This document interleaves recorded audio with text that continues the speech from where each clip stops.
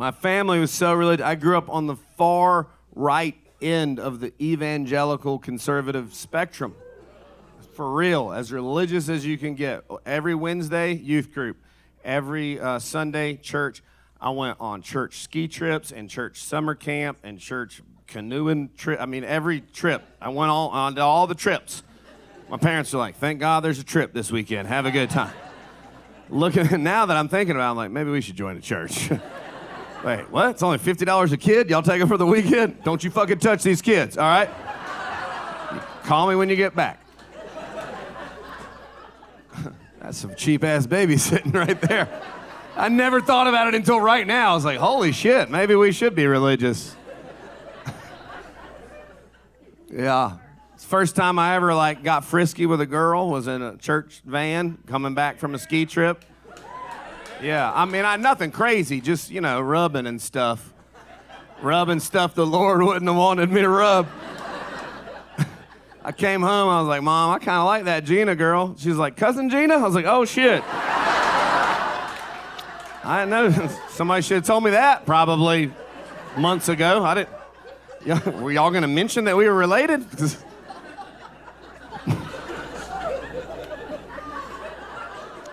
How embarrassed. Sweet girl, still friends on Facebook. I'll give you a little glimpse into how religious we are. When I was about 7, my parents sat me and my brother down. My sister was already off to college, big age difference. My parents are pro-life, and so we were mistakes. And so they sat us down and they were like, listen, this is what they said. They were like, listen, if anybody ever tries to come pick you up from school or practice or a game or a party or church and you don't know them and you've never seen them before, you don't go with them unless they know the password. And even as a 7-year-old, I was like, we know 500 people. Can you send one of the 500 people that we know? Right? Did they all go down with you in your imaginary doomsday scenario, you fucking psychopath? They were like, don't go with anybody unless they know the password. And the password was Jesus Christ. I was cool with it at the time. I was like, that's fine. Everybody loves Jesus, or almost everybody, Easy to remember, no problem. But now, looking back on it as a grown man, I'm like, that could have gone very wrong. Some creepy kidnapper dude just pulls up in a van with no windows. He's like, hey, kids, get in the van.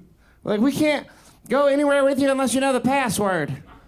Jesus Christ. Where are we going? To the woods. That got sad at the end. I apologize. That got sad. Got a little... everybody's fine. He never came, okay? I mean, he might have, but we weren't there. I'm just saying. Everybody's okay. That's all I'm getting at. Super religious. Went to church, went to youth group every Wednesday. And it was the whole youth group thing. It was like the band. There was a screen with lyrics and a smoke machine, and God played drums, It was like, you got to sing with your hand up or you don't love the Lord, stuff like that. I remember sitting through an entire sermon where the youth minister didn't talk about anything except masturbation for an hour, and I was like 15, and I was trying not to laugh for an hour. And I was looking at the other dudes trying not to laugh, dude, you talk about preaching to the choir. I mean, bunch of 15-year-old boys. You're getting here telling experts about fucking... I had a black belt at masturbation at the time.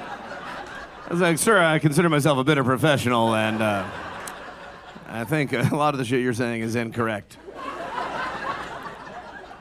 He kept calling it self-abuse. I was like, dude, you are doing it wrong, dog. You need to get some coconut oil, first of all. What in the world? Self-abuse. I got a fucking patch. I got an Eagle Scout patch for self-abuse. I love the South. I don't love everything that we do or everything that we've done. We've done and continue to do some stupid shit. But I do think that we do it in the funniest ways, you know? Because other places, other people in other places in other states also do racist, bigoted, backwards, hateful shit. Ours just makes the headlines because it's the funniest. That's what I think. Florida, for example, okay? I'm not talking about them fucking alligators and stuff. I'm talking about their legislation. Super hateful, Ron DeSanctimonious, you know, real piece of shit. But if you're gonna make some hateful legislation, make it hilarious. That's what I say. And the don't say gay law is hilarious. Because you can't talk about the law without breaking the law.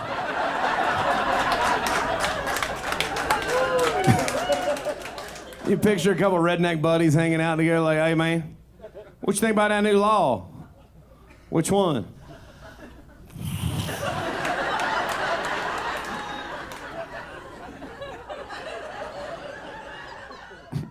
I'd rather not say. I ain't trying to get arrested. I just had to drive from Charlottesville. I drove from Charlottesville to Nashville. Charlottesville is a cool city. Charlottesville gets a bad rep because of the whole tiki torch thing. What you need to understand is those people came from somewhere else to approach. Charlottesville is a cool, progressive college town. They were taking down the Confederate monuments, the participation trophies. They were taking them down, right? That's what that is. Come on. People are like, oh, fuck these participation trophies. I'm like, you're right, dude. We should take them all down.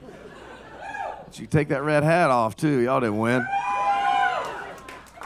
But Charlottesville was removing the statues. People came from other places to protest. That's what, you know, I know y'all probably know that, but a lot of people don't. I know because every time I would be like, got a show in Charlottesville, they'd be like, watch out for the tiki torch guys. It's like, they were from Ohio, fuckface. I'm like, how funny would it be if those tiki torch dudes were like, how mad would they be if they realized those tiki torches were made in Mexico, you know? Because I don't know if you've ever looked, but they all are. They all are. I think the leader must have removed the stickers before he handed them out. Can you just picture one of them like... Hey, Shane. What's hecho mean, bro? What the fuck is hecho?